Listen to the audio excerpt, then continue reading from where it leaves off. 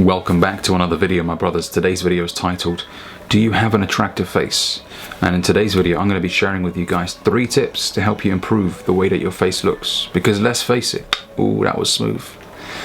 Lyricist part-time, hey guys, I can't lie. Let's face it, okay? The way that you present yourself matters. And when people meet you, they're going to be looking at your face straight away. So make sure you present your best self forward. So tip number 1. Reduce your body fat percentage. A lot of you guys aren't realizing the negative impact that your nutrition is having on the way that your face looks. You're going out there, you're eating tons of fast food, fried chicken chips, you're drinking that Five Guys milkshake with like 1,000 calories in it, which tastes fucking good. And I'll be honest with you guys, especially the Oreo one. Beauty. But a lot of you guys are having that on a frequent basis. No wonder your face is fucking fat. Okay, you gotta keep it real here. Check yourself before you wreck yourself. Right? Monitor your nutrition. Now, the optimum percentage levels to start seeing a significant difference are between 10 to 15%. So if you're a guy right now and you're sitting on 35% body fat, once you start going down to those sort of figures, your face is going to really slim down. Now, of course, you can't change your bone structure, but a lot of you guys have excess meat on your face, which is just chilling there. You're saving it on your face. And, you know, as a guy, essentially our fat doesn't go to the right places. It always goes to the worst places. Your face, your belly, right? So once you start to monitor your nutrition and you start to eat cleaner, your face will slim down. Point number 2, breathe through your nose. Now there's a practice called mewing, where you essentially rest your tongue at the top of your mouth. Now this was invented by an orthodontist, a British orthodontist by the name of Mike Mew, hence the phrase mewing, right? And he noticed that patients that were mewing, essentially resting their tongue, and in the beginning you're going to have to do that consciously, because a lot of you guys right now, you're not realizing this, but when you're sitting down and you're reading a book or on your phone or you're watching a movie, your bottom lip is hanging out like that, and you're breathing through your mouth, which has plenty of negative effects on the body, well beyond just the way that your jaw sits, but also when it comes to air filtration, many other things. I won't get into that in today's video, okay?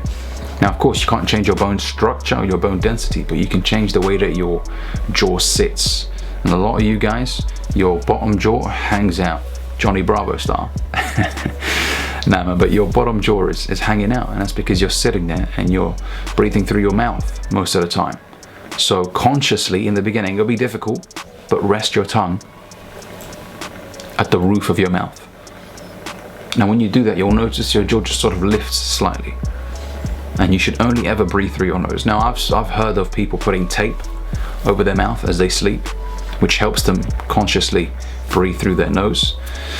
But eventually, I mean, if you focus on breathing through your nose, you'll notice that you'll stop breathing through your mouth again, okay? Nasal breathing will improve the way that your jaw sits. And last but not least, pick a facial hairstyle that complements your face, okay? This is a big one, because a lot of guys that I see out there, they go for facial hairstyles that make their face look fatter, okay? And their beard line is so high up that they have, when you look at them from the side, it's almost like they only have facial hair on the top part of their cheek, but the rest is just fat. Okay, so when you go to the barbershop, make sure they don't take the line too high up. Make sure you don't take this line too high up either. And I'll make separate videos on exactly how to essentially pick a facial hairstyle that suits your face.